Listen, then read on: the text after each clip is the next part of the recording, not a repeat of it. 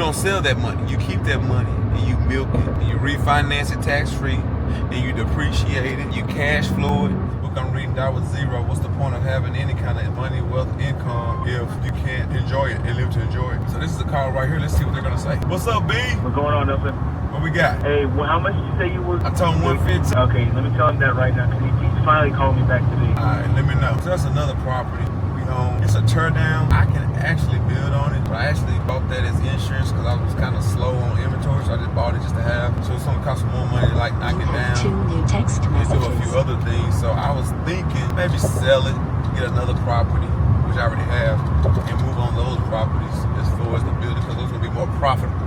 But I can still build on that one. So it's kind of like insurance, just making sure I got enough, because it's like Monopoly. You don't want to run out of inventory. So if you see something, you think it's a good deal, or until you get a great deal, buy the good deal and just hold it.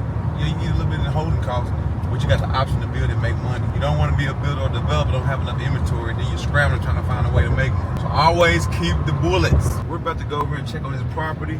The difference between us is we are the developer, we are the GCs, we are land acquisition, we are property managers, we are accountants, and we are marketing. The good thing about what we do, we don't have to deal with a lot of fat. I mean, folks trying to slow our process down or make money on top of our process, just kind of polluting the waters. The beautiful thing also is I buy a lot of lots, a lot of properties. I try to buy 1 or 2 properties a day. That gives me options, and I can also fund my friends when they need lots and need houses. The most important part is buying stuff that is a passive income. We love doing that because the passive income allows us not to have to build. Building is fun, but it's active income. We are strung out, meaning we're addicted to passive income. All my friends that are uber wealthy, passive income. So we love the passive income. That's why we're trying to get more of it. We just picked up 2 more rentals. I need to call title to see if one of them is ready to close. Today's gonna be too late. I think they actually got the title commitment, and we're waiting on the survey, so we just close on it Monday. The guy really wanted me to close on it sooner though, because he needed the money to handle a tax situation he had. But I told him IRS, just tell them to wait. They just want money anyway, just tell them to wait. You usually can negotiate with them and get like a day or 2 or a week or 2 to figure it out. But that's the benefit of having rentals. Me and the seller discussed this.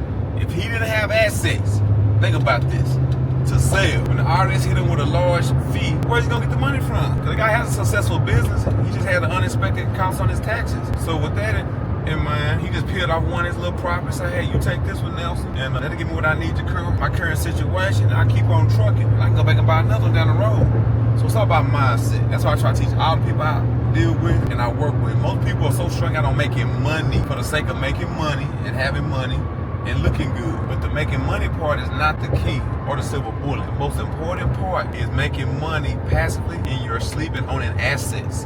The assets will take care of you. The Bible says money is a defense. The best form of money is in the form of asset, not fiat money, which is paper money. Asset, hard money. I prefer hard assets, not even a stock asset. I'm talking about hard, because you can make something shake, move, you can borrow against it, and you know, it's a quick turn. So that's a success story, win-win for everybody, even the IRS. The other property is a property we already own on the street. We own 2 properties on, so that's gonna be fun just because I know the numbers already. That's what I always tell people. I said, think about it. All my friends that are builders, and I've been preaching this, so whenever this hits, go viral, and they be like, oh yeah, y'all can know Nelson has been saying this. Making money is fun. I got friends making $200,000-$300,000 a house, $700,000 a house, but you get taxed, the money dissipates, blah, blah, blah, blah, blah. But when you have on your balance sheet $5 million and maybe 10 properties or 8 properties, to me, there's cash flowing and they're appreciating, and you get to depreciate it while it actually appreciates. That's like you spend the money, but your account still shows you have the money. Where else can you do that at? Except in real estate. So to me, that's the best approach to have. I had a debate with a guy yesterday at a real estate meetup. We went back and forth, and I was like, okay, well, you're not gonna convince me. I don't believe you. So in that respect, you go your way, I go mine, meet up at the end, see you at the top. But yeah, the coolest thing is with these assets, for example, there's one house we already own that's rented out. It appraised at $570 last year. This year, next year, who knows? We got another property on the same street. Just assume it's gonna be another $500K. We got another property on that same street that's actually more unique in that it's mixed use. We're gonna put 4 units on it eventually. That's gonna be $500K per unit. That's brand new. Not rehab, but brand new. If you do the math, that's $3 million on 3 properties in 2024. What's that gonna be in 2034? If we just go up by 5 or 10%, which is low for this market that we live in. What kind of money is that? What's 10% of 3 million? That's another 300,000 in your sleep. But that's low end. You probably be at another half a million. So that 3 turns to 3.5. So it's just a numbers game. And you don't lose that money. You don't sell. And then everybody's hyped up just on making money. I'm more of a legacy guy. What do you do? That's what the guy asked me last night. So what do? You refinance. You buy another. You refinance. What do you do at the end?